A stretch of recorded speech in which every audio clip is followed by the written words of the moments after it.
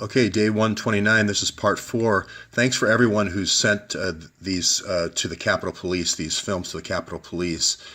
They're just absolutely swamped with no answer yet. But anyway, this talking about the Awans giving information to Muslim Brotherhood. These people are running these rat lines, these drug rat lines, sex trafficking rat lines, and so forth. Kind of reminded me of another drug rat line a long time ago when Hillary was running the Mina Airport operation. Guns going south. And then drugs coming back in from the Medellin cartel into Arkansas. And that person, another Pakistani, was Amjad Awan. He was with the BCCI, Mark Rich's BCCI.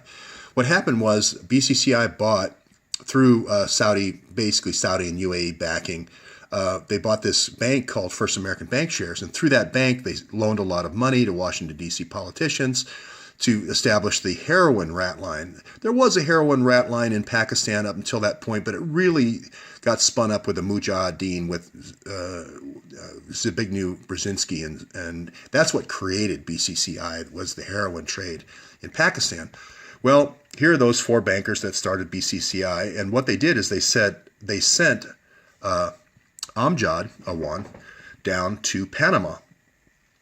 And the key there was they needed to launder this Mina Airport cash that was going down the other way for the sales of arms, and that was the Iran-Contra proceeds. So they worked with Burt Lance, Bank of Georgia, and Mark Rich to launder that Medellin cartel money. Now they can't just come to the bank and say, "Oh, hey, I'm the Medellin cartel. Here's a couple $100 million." What they did is they laundered it through an intermediary, which was Manuel Noriega.